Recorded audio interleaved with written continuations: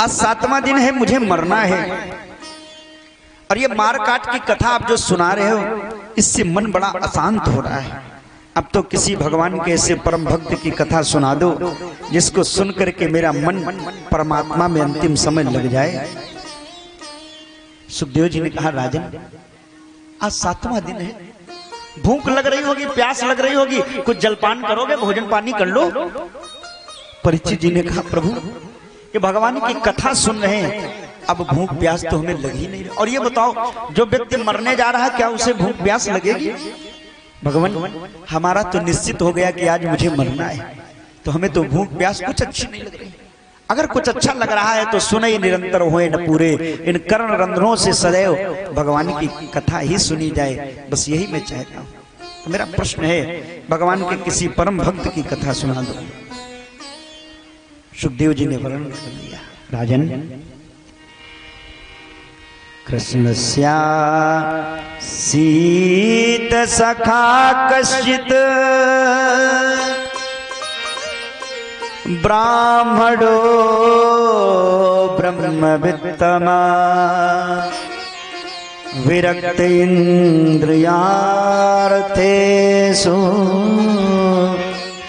प्रशांतात्मा जितेन्द्रिया। कृष्णस्यासीत सखा। सुदामा जी की कथा सुनाई। भागवत में सुदामा नहीं लिखा, श्रीदाम चरिते, विषय अनुक्रमणिका में श्रीदाम चरिते लिखा, श्रीदाम नाम लिखा है। अपभ्रंश होकर के हम लोग सुदामा कहने लगे, सुदामा कहते हैं। सुदामा जी हैं, पोरबंदर में रहते। ये भगवान कृष्ण के कौन हैं? कृष्णस्यासीत सखा कश्चित। सखा है, आसीत है माने भूतकाल है, माने भगवान कृष्ण का एक सखा था, कश्चित माने था। ब्राह्मणो ब्रह्मवित्तम, ब्राह्मण था, ब्रह्म को जानने वाला था। विरक्त इंद्रियार्थेषु, इंद्रियों से जो विरक्त हैं, 5 ज्ञानेन्द्रिय 5 कर्मेंद्रिय, उनसे विरक्त। प्रशांतात्मा जितेन्द्रिय, आत्मा जिनकी प्रशांत है, जितेंद्रिय है। इतने सुंदर सुंदर विशेषण सुखदेव जी ने, व्यास जी ने सुदामा जी को दिए। इतने विशेषण भागवत में किसी को मिले नहीं। इनकी एक पत्नी है, यदक्षयोपपन्नेन वर्तमानो गृहाश्रमी, गृहस्थ आश्रम का पालन कर रहे ना, तस्य भार्या कुचैलस्य क्षुत क्षामा च तथा विधा। इनकी पत्नी है, उनका नाम है सुशीला। यथा सुदामा तथा सुशीला, जैसे सुदामा है वैसे सुशीला भी है। अब अच्छा लग रहा है, मंदिर पर सब लोग बैठे थे, मोहन भैया भी आगे, सब लोग आगे। जैसे सुदामा है वैसे सुशीला है। एक बात याद रखो, हम सब लोग चाहते सुदामा मिले, माताएं चाहती सुदामा जैसे पति मिले, माने जो पत्नी को हर प्रकार से व्यवस्थित रखे। लेकिन आप सुशीला बनो तब सुदामा मिले। आप जब सुदामा बनोगे तब सुशीला मिलेगी। सुदामा का अर्थ होता सु माने सुंदर, दाम माने शरीर, अथवा दाम माने रस्सी, सु माने इंद्रिय। जिसने अपने इंद्रियों को रस्सी से दमन कर दिया हो, बांध रखा हो, वो सुदामा है। अथवा जिसका भाव बड़ा सुंदर हो, वो सुदामा है। सुशीला वो, शील माने बुद्धि, सु माने सुंदर, जिसकी बुद्धि अच्छी हो। इसीलिए तो व्यास जी ने अगर सुदामा जी को विशेषण दिए तो सुशीला को भी बहुत विशेषण दिए, और कहा सुशीला कैसी है? पतिव्रता पतिम प्राह म्लायता वदनेन सा दरिद्रा सीदमाना सवेपमाना विगम्य। पतिव्रता है, पतिव्रता माने पति के अनुकूल जीवन जो जी रही वही सुशीला है। कई बार मैं देखता हूं समाज में माताएं भी दुनिया को देख देख करके घर में जो उपस्थित है उसकी कीमत भूल जाती है। मोहल्ले वालों देखती है इतनी अच्छी साड़ी पहनी, हम भी खरीद लें, हम भी ले लें, तो कई बार घर में कलह भी हो जाती है इस चक्कर में। सोना चांदी हीरा जवाहरात और कपड़ों के चक्कर में। अरे भाई इसके लिए क्यों लड़ना, विचार करो ना। अगर आपका पति सुरक्षित है, जीवित है, तो लाल पीले हरे नीले काले कपड़े पहन सकोगी, और वो जब नहीं होगा तो घर में भरे पड़े रहेंगे, अलमारी में जेवरात रखे रहेंगे, लेकिन पहने नहीं। तो जहां से ये अनुकूलता चल रही उसकी तो पहले देख रेख होनी चाहिए ना। सुशीला का जीवन वैसे ही है। सुदामा जी चूंकि इनके पास लौकिक धन नहीं, पैसा नहीं, अब आजकल समाज पैसे वालों को वरीयता देती है। अपना कोई बहुत सगा व्यक्ति हो और बेचारा निर्धन हो तो लोग उस पर ध्यान नहीं देंगे, लेकिन दूर का रिश्तेदार पैसे वाला हो तो उसको लोग बड़े उससे बताते हैं। अपना कोई सगा हो और उसके पास धन ना हो तो लोग कहते हैं हमारे रिश्तेदार नहीं। और दूर का रिश्तेदार हो, बोले विधायक जी तो अपने भाई के, मामा के, फूफा के बड़ी करीबी बताना कभी अगर काम पड़े। क्योंकि यहाँ समाज ना बनी बनी के सहरे पर लाखों निसार होते हैं, बनी जब बिगड़ती है तो दुश्मन हजार होते। मेरे भाई बहन, सुदामा जी के पास लौकिक धन नहीं, लेकिन सुशीला ने आज तक कभी झगड़ा नहीं किया, कभी लड़ी नहीं कि महाराज हमें ये चाहिए ये चाहिए, नहीं। क्यों? जानती है मेरे पति अगर सलामत रहेंगे, मेरे पति अगर हैं तो एक ना एक दिन वो धन भी आ जाएगा, और पति ही ना होंगे तो धन होते हुए भी कोई उसका उपयोग नहीं हो पाएगा। सुदामा सुशीला के 4 बेटे हैं। 4 दिनों से घर में चूल्हा नहीं जला, अन्न का दाना नहीं है, और बच्चे रो करके माँ के पास आ गए, रोने लगे, माँ अगर भोजन रखा हो तो मुझे भोजन करवा दो। एक बात कह दूं, एक महिला जिंदगी में सारे दुख सह सकती है, लेकिन कभी भी अपने बच्चों को रोता हुआ नहीं देख सकती। ये मां का हृदय होता है। और मैं आपसे निवेदन करूं, देखना हर दुख सहनेगी महिला, लेकिन कभी बच्चों को रोता हुआ नहीं देख सकती। इस बात का आप स्वयं अनुभव करना। यहां माताएं बैठी, आप सब जानती हो, ये मां का ही हृदय होता है जो दुनिया के सारे कष्ट सह करके भी अपने बच्चों को सदैव खुशी ही प्रदान करता है। इसका उदाहरण मैं दूं, और फिर भी जो बच्चे बड़े होके कहते मां तुमने हमारे लिए किया क्या है, 9 महीना केवल पेट ही में तो रखा था, किराया बता दो कितना हो गया। एक बार फिर से मैं आपका ध्यान केंद्रित कर रहा हूं, दुनिया में कोई ऐसा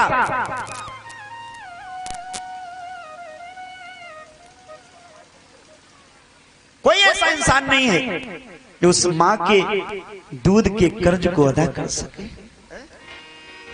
उस मां के किए गए हमारे प्रति समर्पण को अदा कर सके। क्या है कोई दुनिया में ऐसा इंसान? मेरी दृष्टि में तो नहीं लगता है। और जो बच्चे हो सकता पैसे वाले होकर के सोचते हो कि मैं मां के उस कर्ज को अदा कर सकता हूं, मैं उनके लिए पॉइंट दे रहा हूं। इन पॉइंटों पर रिसर्च करना और इनकी अगर कीमत चुका देना तो समझ लेंगे हम तो मां के ऋण से ऋण होंगे।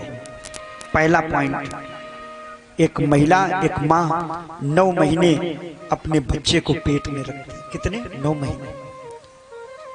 कितना बोझ हो जाता है उधर में, भोजन भी कमजोर हो जाता है, शरीर भी शिथिल पड़ने लगता है, और तो और जो भी भोजन करती वो उस महिला को नहीं मिलता है, उस नसों के द्वारा, उस नार के द्वारा उस बच्चे में जाता है, उसे कुछ प्राप्त नहीं होता।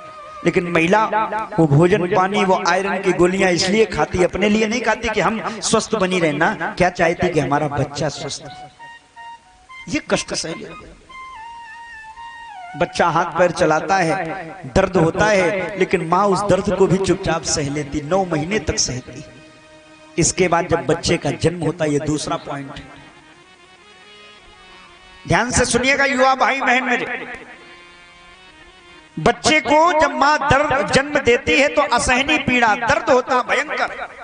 लिखा तो यहां तक है कि मां का भी दूसरा जन्म होता बच्चे के साथ में। माताएं जानती हैं जब बच्चा पैदा होता तो कितना दर्द सहती माँ, मरने जैसा दुख मिलता है माँ को, लगता मैं मर जाऊं, लेकिन बच्चे को जन्म देने के बाद वो सारा दर्द भूल जाती है, बच्चे को हृदय से लगा। दूसरा प्रश्न, तीसरा पॉइंट, सर्दियों की कटकटाती ठंड में बच्चा जब टॉयलेट लघुशंका करता है तो माँ उस बच्चे को बिस्तर से उठा करके सूखे में सुला देती है, स्वयं गीले में सो जाती है, गीले में सो जाती है। बच्चा जब और बड़ा होता है तो माँ स्वयं फटी पुरानी साड़ी पहन करके काम चला लेगी, लेकिन बच्चों को अच्छा पहनाती है। और तो और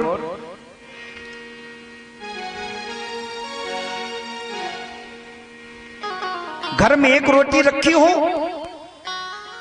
और बच्चा आ जाए कि माँ भूख लगी है, तो माँ उस बच्चे को वो रोटी खिला देगी और स्वयं पानी पी करके सो। कहां तक मैं वर्णन करूं? बच्चे की जब शादी हो जाती है और बच्चा कहता माँ मेरी बहू के साथ तुम्हारी पट नहीं रही है, एक काम करो हमसे अलग हो जाओ या हमें अलग कर दो। तो हमने देखा है माँ ने कहा बेटा हमने खून पसीने की कमाई से इतना बड़ा घर बनाया तो है, लेकिन अगर तुम्हें अलग रहने में शांति तो एक काम करो पूरे घर में आराम से रहो, हमें वो अंदर वाला छोटा सा कमरा या बाहर वाला कमरा हमें एक दे दो, बाकी तुम आराम से रहो बहू के साथ। सारा त्याग देती है।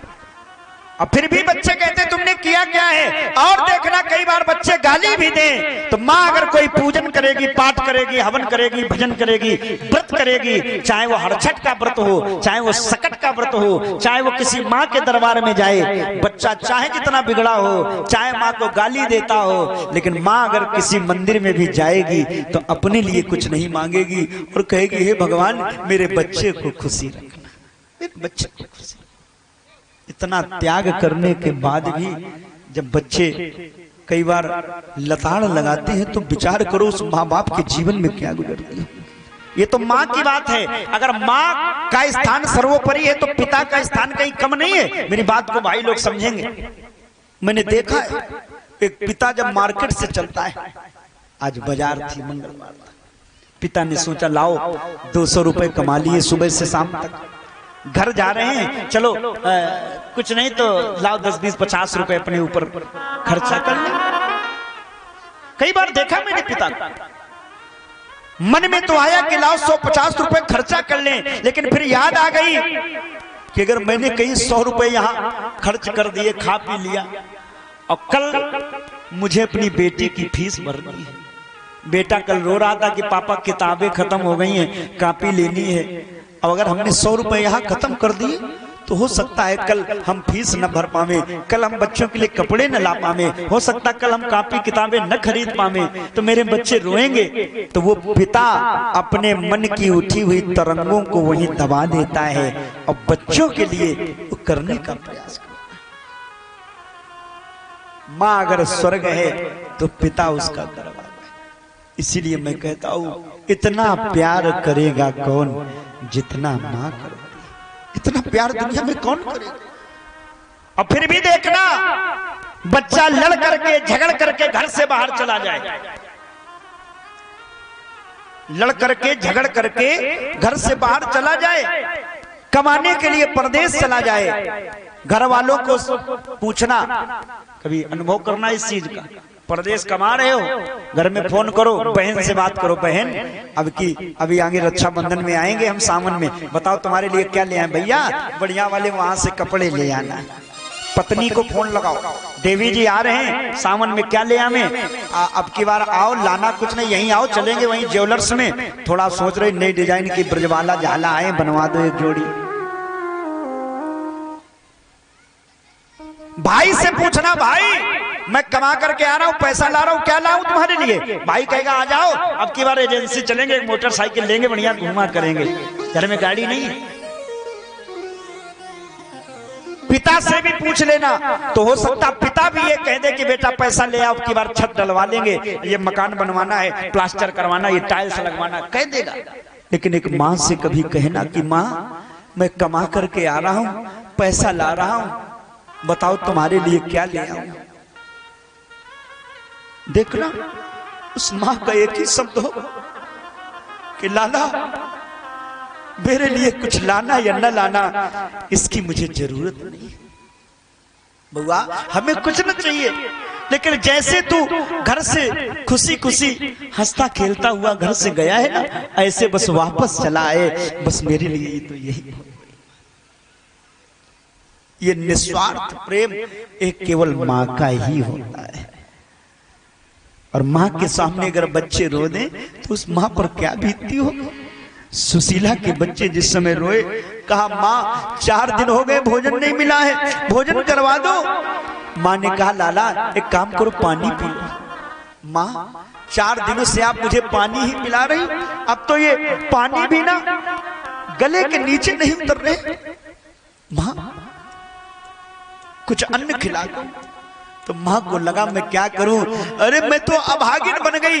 हे विधाता, हे भगवान, आखिर मुझे संतान दी।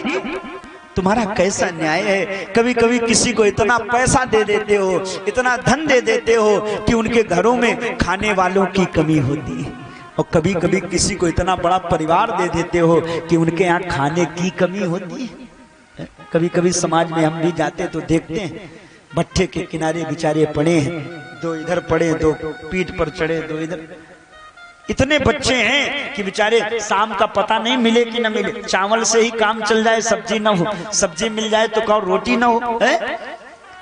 कभी कभी किसी ऐसे ऐसे सेठ को लोगों के हाथ जाते हैं जहां सब कुछ बंगला, एसी, दुकान मकान सब है, लेकिन सेठ रोते महाराज एक संतान अगर हो जाती तो ये हमारा सब स्वार्थ लग जाता। ईश्वर कैसा तेरा न्याय है। गरीबों की किस्मत बनाने से पहले बता दे मुझे तू क्या रोया न होगा। इन गरीबों की किस्मत लिखने से पहले मैं तो कहता हूं भगवान तुमको भी एक बार आंसू आए होंगे कि ऐसा दुख लिख रहे हो, अन्याय हो रहा है ये समाज। और ये देखना जब तक धन हो तो 10 रिश्तेदार बन जाएंगे, धन ना हो तो अपने भी मुंह घुमा लेंगे, पता नहीं क्या मांगने लगे। बनी के सहरे पर लाखों निसार होते हैं, बनी जब बिगड़ती तो दुश्मन हजारों होते। बहुत देख लीने अपने पराए, मुसीबत में कोई नहीं काम आए। समझ अब गया हूँ सिवा कुछ मैं तेरे, जख्म तूने सीने का धोया न हूँ। उस माँ ने 4-4 बच्चों को रोता हुआ देखा, बच्चों के पेट में चिट्ठी फाड़ करके बांध। ऐसी गरीबी कि पेट बंधा रहेगा तो भूख नहीं लगेगी। बच्चे बोले माँ भोजन करा दो, माँ भोजन करा दो।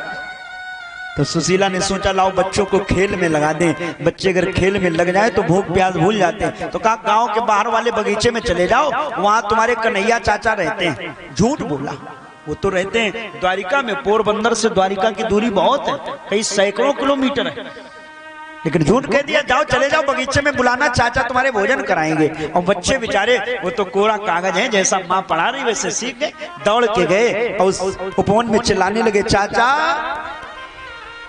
चाचा चाचा मैं भूखा हूँ, मैया ने पता बताया है, आधी रोटी के खातिर ही तेरे दर पे चल कर आया। आधी रोटी के लिए आया हूँ। बच्चे चिल्लाने लगे चाचा चाचा चाचा कह करके बेहोश हो गए। भूख प्यास हो तो व्यक्ति को बेहोशी छा जाती। जिसने ऐसी गरीबी देखी हो कभी उसके हृदय से लग करके देखो। अन्न का दाना नहीं था, कितना कष्ट मिला जीवन में। मांगने भी गए तो भी लोगों ने दिया नहीं। आवाज अगर अपने कर्तव्य पर अडिग होकर के अपने कर्मों के प्रभाव से हमने सब कुछ बना लिया है तो वही सब हाथ जोड़ते घूम रहे हैं। साहब ये दुनिया का सच्चाई है दुनिया की। बच्चे रो रहे थे, भगवान द्वारिका में भोजन कर रहे थे, जो भोजन का कौर मुख में रखा आंसू आ गए। रुक्मिणी इत्यादि रानियों ने कहा प्रभु तीखा बना है, क्या हुआ, क्यों रो रहे, लाओ मीठा लाओ, प्रभु को मिठाई लाओ, खिलाओ, माखन लाओ, हटाओ ये भोजन हटाओ, तीखा है। भगवान बोले नहीं तीखा नहीं है भोजन। फिर रोए क्यों आप, आंसू क्यों निकले? बोले आंसू इसलिए निकले क्योंकि मेरे चार बेटे भूखे तड़प रहे 4 दिन से, और ऐसा कौन पिता होगा जो बच्चों को भूखा सुला के खुद भोजन कर लेगा? मेरे बच्चे हैं। रुक्मिणी ने कहा तो अगर आपके बच्चे तो हमारे भी हैं, मैं माँ हूँ, चलो 4 थाली सजाई। भगवान ने भेष बदला, रुक्मिणी इत्यादि रानियों को 4 रानियों को लेके गए और उन बच्चे जहाँ लेटे थे जाकर के हाथ फिराया, बच्चे उठ करके बैठ गए। परमात्मा का स्पर्श हुआ, चिट्ठी खोल दी और भोजन कराया। बच्चों ने पूछा आप कौन हो? बोले हम तुम्हारे चाचा हैं। क्या नाम है? बोले नाम हम नहीं बताएंगे। बेटा एक काम करना, अब तुम्हें जब भी भूख लगे तो यहीं आ जाया करना और कह देना चाचा मैं भूखा हूं, मैं आ जाऊंगा।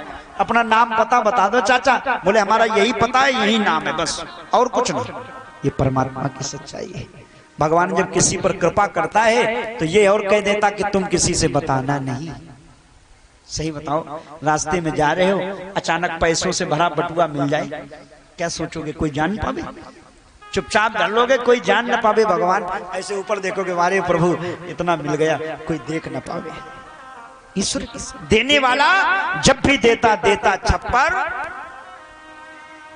अरे हम आप क्या कर सकते हो? भगवान के 4 हाथ हैं, चतुर्भुजी हैं। हम आप 2 हाथों से दान कर सकते हो, वो 4 हाथों से देगा। समेटने में तकलीफ होने लगेगी, समेट नहीं पाओगे।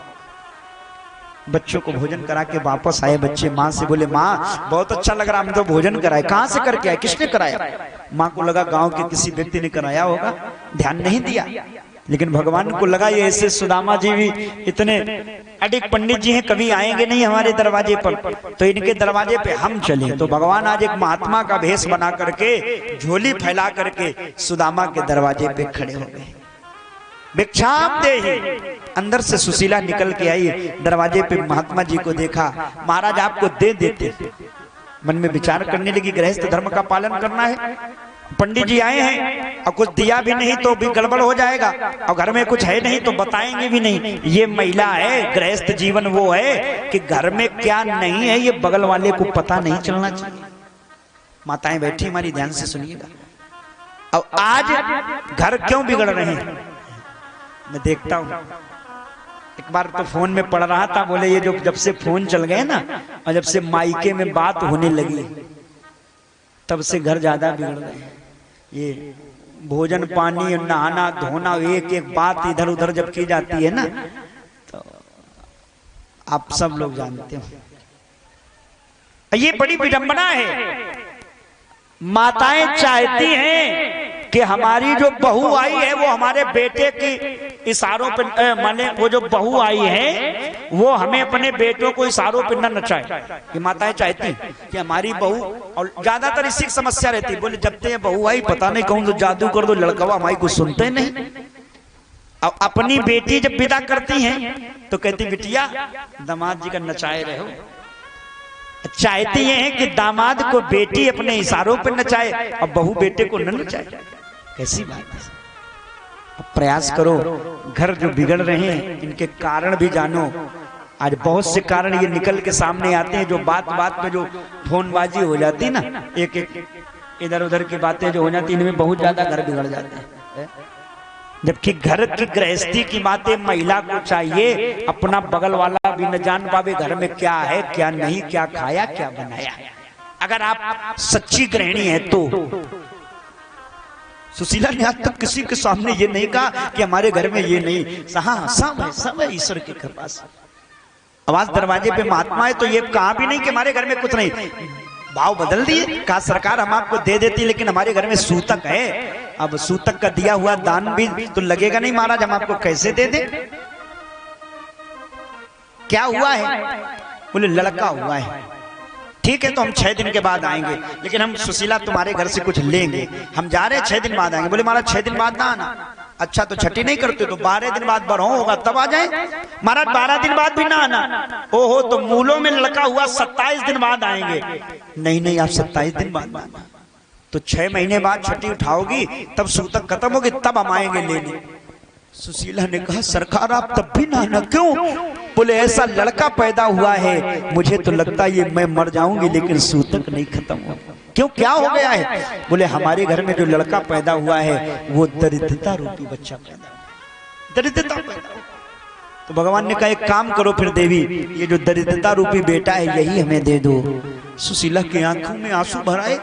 ये दुनिया का कोई इंसान नहीं हो सकता। दुनिया वाले तो सदैव परमात्मा के सामने जाते हैं। हम आप क्या मानते हो? सुख संपत्ति घर आवे, कष्ट मिटे तन का, ओम जय जगदीश हरे। कोई चाहता कि दुख आवे, दरिद्रता आवे, लेकिन भगवान ने मांग लिया सुशीला वही दे दो, बेटा दे दो अपना।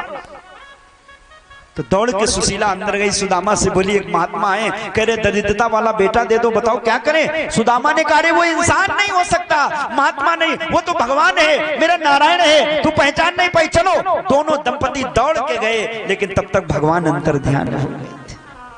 इसीलिए तो कभी कहते कबीरा या संसार में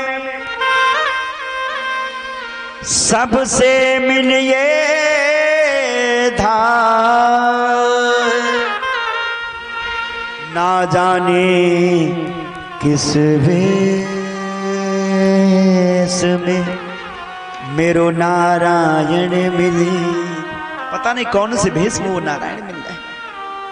सुदामा जी से सुशीला ने कहा महाराज आप द्वारिका चले जाओ, अपने लिए नहीं, मेरे लिए नहीं, लेकिन बच्चों के लिए चले जाओ, कुछ धन ले आओ, तुम्हारे मित्र हैं द्वारिकाधीश। सुदामा ने कहा चला तो जाता, लेकिन सुशीला घर में कुछ भेंट हो तो दे दो, क्योंकि मित्र से मिलने जाना खाली हाथ नहीं जाना।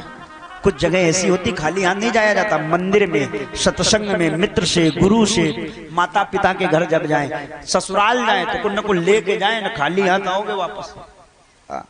अच्छा और जगह चल भी जाता रामनेश भैया, लेकिन ससुराल में नहीं चलता। कभी अनुभव करना मुन्ना, ससुराल में जाओ और अगर बगल में कुछ डब्बा अब्बा नहीं लिए हो तो बच्चा जो खेल रहे वो पाए तो छू लेंगे, फिर अपने खेल में लग जाएंगे। अगर मिठाई केला रसगुल्ला कुछ अगर लिए हो तो वो जो बच्चे सब खेल भूल जाएंगे, दौड़ के जाएंगे, मम्मी फूफा है, जीजा है, चलो जल्दी लाओ पानी लाओ, तुरंत व्यवस्था करेंगे। व्यवस्था तुम्हारी नहीं, वो बगल वाले टिफिन की हो रही कि हाँ लाए हैं जीजा। खाली हाथ क्यों जाना भाई? तो मित्र से मिलने जा रहे, खाली हाथ नहीं जावेंगे, कुछ लेके जावेंगे। सुशीला बोली आप तैयारी करो, हम व्यवस्था कर रहे हैं। मोहल्ले में मांगने गई, किसी ने कुछ नहीं दिया। एक सिठानी ने कहा सुशीला कई बार मांग के ले गई, आज तक वापस नहीं किया। एक काम करो, ये दान पड़ी है, ये उखल लो, पहले दान कूटो और फिर कुछ निकलेगा तो हम तुम्हें दे देंगे। सुशीला ने आज अपने लिए नहीं, अपने बच्चों के लिए नहीं, पति के लिए नहीं, लेकिन परमात्मा के लिए आज उखल चलाई। उखल चलाते चलाते, कभी उखल नहीं चलाई थी, धान कूटते कूटते एक हाथ में छाला पड़ गया और ये क्या एकदम वो छाला फूट गया। पहले जल निकला, फिर रक्त बहने लगा, जैसे खून निकला दर्द हुआ। भगवान द्वारिका के उपवन में घूम रहे थे, हाथों से खून निकलने लगा। रुक्मिणी इत्यादि रानियों ने देखा, अरे भगवान के कांटा लग गया, अरे पुष्पों का कांटा लग गया, लाओ पट्टी लाओ, ये लाओ वो लाओ। भगवान ने कहा रुक जाओ, ये कांटा नहीं है, ये खून कोई मेरा नहीं है, फिर ये तो मेरे भक्त का खून है। और देखो ना, जब परमात्मा के लिए कोई समर्पित हो जाता तो भगवान गीता में कहते हैं अनन्यास चिंतयन्तो माम ये जना परिउपास्ते तेषां नित्याभियुक्तानां योगक्षेमं वहाम्यहम्। जब कोई मेरी अनन्य गति में शरण में आ जाता है तो उसकी सारी योगक्षेम मैं वहन करता हूं। जहां जहां वो पग धरे तहां धरूं मैं हाथ, पीछे पीछे मैं फिरूं कभी न छोड़ूं साथ। भगवान कहता है जब भक्त मेरे ऊपर आश्रित हो जाता है तो फिर उसे करने की जरूरत नहीं है। वो अगर कहीं पैर भी रखेगा तो मैं हाथ रख दूंगा, कहीं इसके कांटे न लग जाए। सुशीला ने जब वो चावल बना दिए तो उस सिठानी ने टूटे हुए चावल, लिखा या चित्वा चतुरो मुष्टीन विप्राण पृथक तंडुलान, 4 मुट्ठी चावल और वो भी पृथक माने टूटे हुए चावल कनकी दे दी, ले जाओ और सुशीला वापस कर देना समय पर। सुशीला ने चुपचाप फटी पुरानी साड़ी में बांध लिया उसको और लेकर के आई सुदामा जी को दे दिया। कहा सरकार ये भेंट है, जानती अगर भगवान द्वारिकाधीश हैं तो इस भेंट को देख के समझ जाएंगे कि सुदामा के घर की स्थिति क्या है। और सुदामा कहीं मांगते तो है नहीं, उस सुशीला की 4 मुट्ठी चावल सुदामा जी ने बगल में दबाए और लेकर के चल पड़े। आगे नाव आ गई। जय जय। आगे